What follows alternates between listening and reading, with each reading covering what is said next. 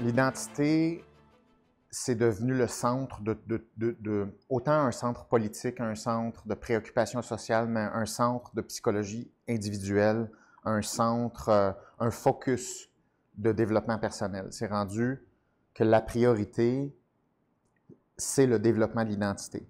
Donc, il y a une priorité qui est mise sur l'identité personnelle. Et l'hypothèse, c'est que plus tu travailles ton identité, mieux tu vas être dans ta peau. Et mieux tu es dans ta peau, plus tu vas être confortable psychologiquement, meilleur va être ton bien-être psychologique. Donc, on met en place tout ce qui est possible de faire pour augmenter l'identité, la précision de l'identité, être bien dans son identité.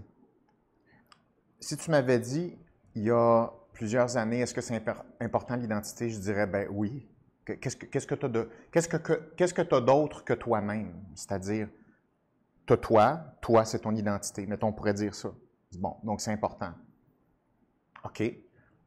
Puis là, après ça, quand on commence à travailler en développement, quand on veut développer sa propre vie, puis on veut rendre des choses opérationnelles, concrètement parlant, au niveau des cognitions, au niveau de la pensée, au niveau des stratégies, puis là, on arrive concret, on dit, OK, comment tu fabriques ton identité? Qu'est-ce que tu fais pour développer ton identité? Donc là, le seul choix qu'on a, ou les seuls choix qu'on a, c'est de trouver des mots qui vont représenter qui on est. Donc, on trouve des étiquettes, on trouve des catégories dans lesquelles on pourrait se retrouver. Et l'addition de ces catégories-là, ça ferait en sorte que mon identité serait quelque chose comme ça. Et la réalité, c'est qu'une personne appartient à combien de groupes? Une personne peut avoir combien d'étiquettes? 1, 2, 4? Bien, une infinité d'étiquettes. Une personne appartient à 1001 catégories et il y a 1001 étiquette ou mot qui peut décrire qui tu es. Mais même si tu utilises plusieurs étiquettes, ça ne veut pas dire que tu vas sentir que ça te représente vraiment. Parce que chaque personne est vraiment unique et il n'y a pas assez de mots qui existent sur la planète pour décrire qui tu es comme personne. Et qui tu es comme personne, comme unicité, c'est ça le fondement de la vraie identité. Mais tu ne peux pas l'identifier avec des mots ou des étiquettes ou des catégories. Si tu essaies de le faire, tu n'as pas le choix de te mettre dans une catégorie, c'est-à-dire dans un groupe. Ça s'appelle une identité de groupe. Ce n'est pas une identité personnelle, c'est une identité de groupe. Donc, tu dis, OK, moi, j'appartiens à ce groupe-là parce que je vois des caractéristiques entre les gens qui s'identifient à ce groupe-là et moi. Donc, je suis dans la bonne voie. Mais là, on dit, oui, mais tu n'as pas d'autres catégories ou mais tu n'as pas d'autres caractéristiques? Puis la réponse est oui, c'est vrai, j'ai d'autres caractéristiques par rapport à d'autres groupes. Donc, tu trouves d'autres catégories parce que tu as des similitudes avec d'autres personnes de d'autres groupes. Puis la question, c'est, tu joues à ça combien de fois? À quel point il faut que tu travailles fort pour additionner le nombre de caractéristiques qui va être ton identité? Et la réalité, c'est que plus tu travailles à te mettre dans des catégories, plus tu vas sentir que les catégories ne te définissent pas réellement et il t'en manque toujours. Donc, il te manque toujours des mots pour que tu sentes que ça te représente réellement. Et plus tu travailles à mettre des étiquettes sur qui tu es et plus tu travailles à définir ton identité sous forme d'étiquettes, plus tu vas courir après ça. C'est un cercle vicieux. Tu ne peux pas assouvir cette soif-là d'identification identitaire par catégorie, par mot. Tu ne peux pas, c'est un puits sans fond. C'est une mission impossible.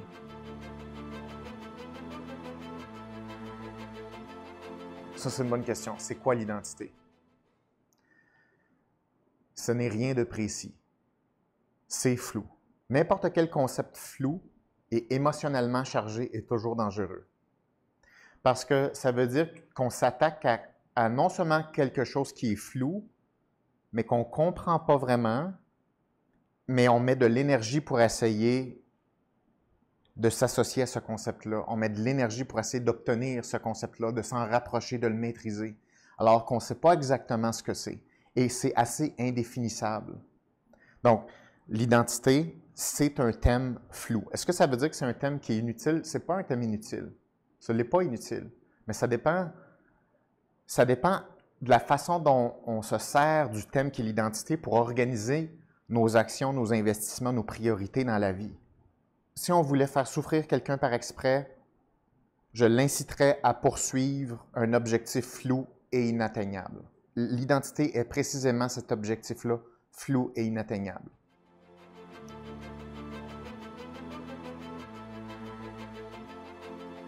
Il y a plusieurs raisons qui expliquent pourquoi on priorise l'identité. Il y a beaucoup d'activisme autour de ça. Il y a beaucoup de distorsions par rapport à ça. Il y a beaucoup d'agendas politiques par rapport à ça, comme les politiques identitaires, c'est-à-dire adresser ou orienter notre politique dépendamment des groupes.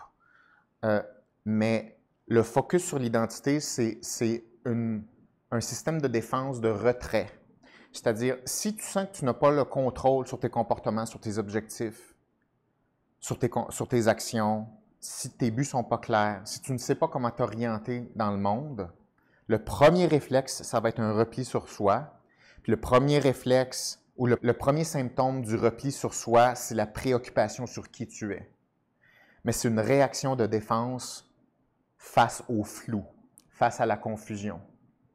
Donc, quand tu ne sais pas où tu t'en vas, ton cerveau va falloir qu'il trouve quelque chose à se mettre sous la dent. Ça va être soi. Et ça se symptomatise par la recherche sans fin d'identité. Et c'est pour ça que plus tu travailles l'identité, plus tu vas chercher ton identité et plus tu es insatisfait. Plus tu travailles sur l'identité, plus ton regard est tourné sur toi, sur tes propres émotions, sur tes propres pensées. Plus tu t'auto-observes, plus tu te compares avec les autres. Et si on veut créer de la détresse chez une personne, une des façons d'augmenter les émotions négatives, c'est que tu augmentes l'auto-observation. L'auto-observation, c'est une des meilleures recettes pour augmenter les émotions négatives. Donc, mettons, un des 5 traits de personnalité, c'est le neuroticisme. Une des sous-échelles, c'est l'échelle de retrait. L'échelle de retrait est corrélée à l'auto-observation sans fin. Ça alimente la détresse, les émotions négatives, l'anxiété, l'impuissance en général.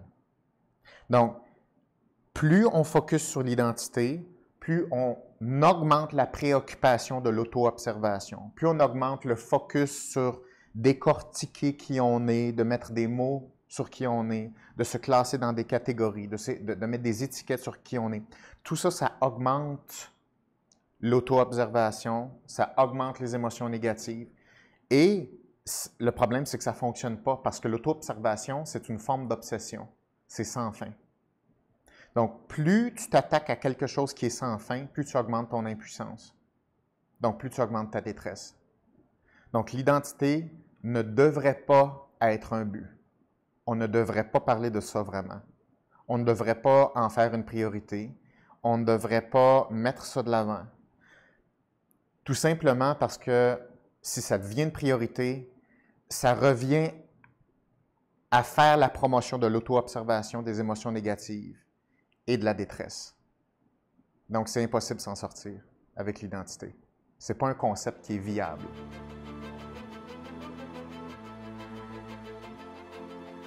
Je ne pense pas qu'on a besoin de notre identité pour se définir. Je ne pense pas. Je pense que c'est un piège, c'est une illusion. Si tu me demandes de me définir, je vais utiliser des mots très généraux. Je vais utiliser des catégories. Par exemple, je suis un homme, je suis dans telle catégorie, je peux te dire c'est quoi mon travail, je peux te dire ce que j'aime, je peux te dire mes traits de personnalité, je peux te nommer des qualités, je peux te nommer 1 million de mots associés à moi. Mais est-ce que c'est moi, ça? Non, c'est une description de certaines tendances comportementales, des fois plus précises, des fois un petit peu plus floues. Mais est-ce que c'est mon identité? Non. C'est quelques informations qui me concernent. Est-ce que c'est ça mon identité? Non. Est-ce que l'identité, c'est les informations qui me concernent? Non. C'est quoi l'identité? Je ne le sais pas. Je ne sais pas, mais une chose qui est sûre, mettre ça en priorité, tu es sûr d'être perdant. Par contre, Est-ce que ça veut dire que conceptuellement, la notion d'identité n'existe pas ou n'est pas importante? Je ne pense pas que ce soit ça non plus. Par exemple, l'identité réelle, c'est la somme de tous les comportements et toutes les parties de toi, totales, conscientes et pas conscientes, en pleine action dans l'environnement.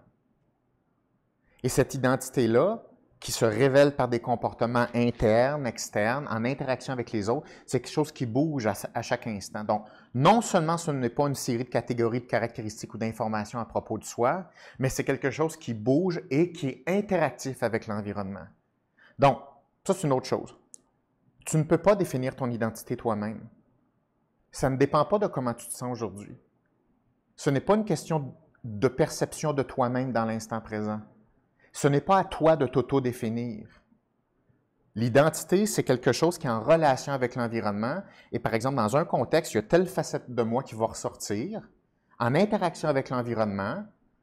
Et ça va être cette facette-là de moi qui va ressortir là de manière qu'on peut dire identitaire dans l'instant présent. Mais après ça, quand je suis dans un autre contexte, mettons plus personnel, bien, il y a une autre facette de moi.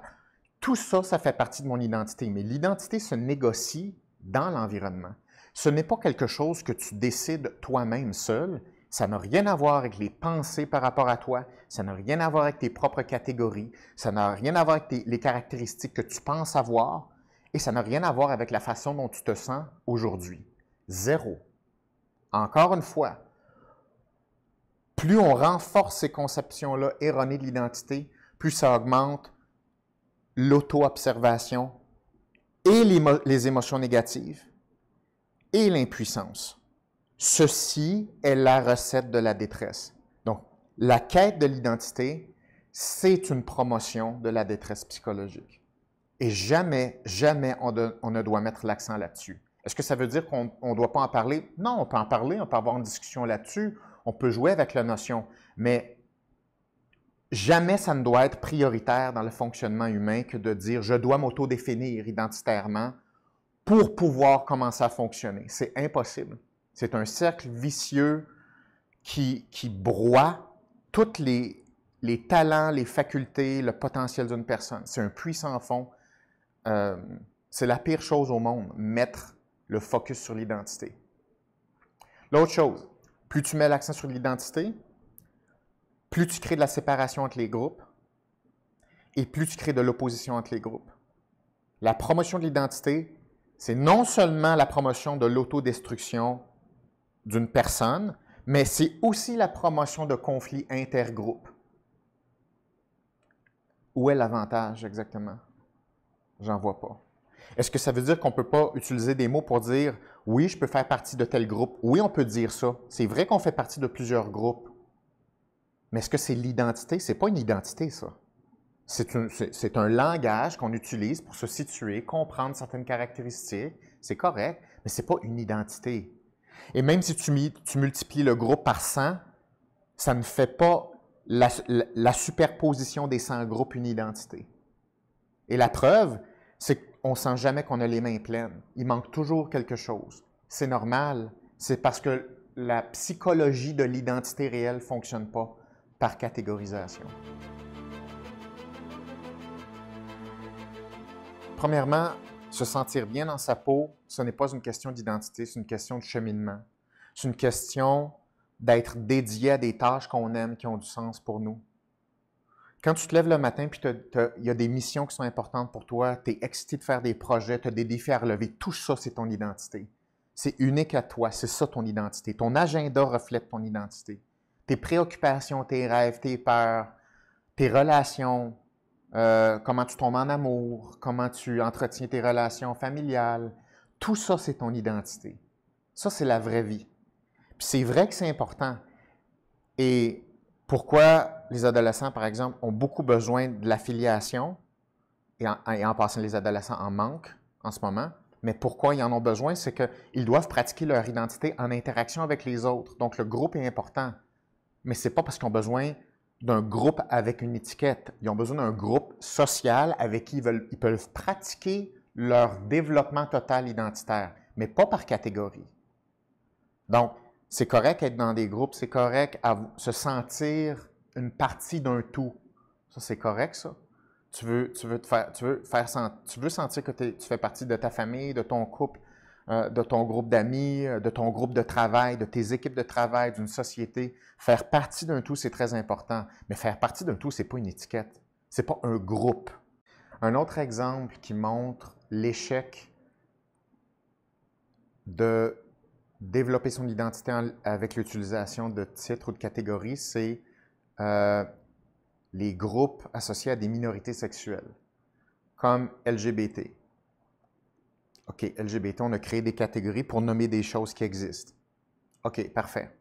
Et là, on se rend compte qu'il manque des lettres. Il y a d'autres choses. OK, LGBTQ. Parfait. Et là, on se rend compte qu'il y a d'autres choses. Parce que plus on observe, puis on se rend compte que c'est plus complexe que ce qu'on pense. Puis il y a des gens qui ne s'identifient pas à ces lettres-là, puis qu'il y a une subtilité de plus. On rajoute une autre lettre. Aujourd'hui, on est LGBTQ+, et ça continue, et ça va continuer.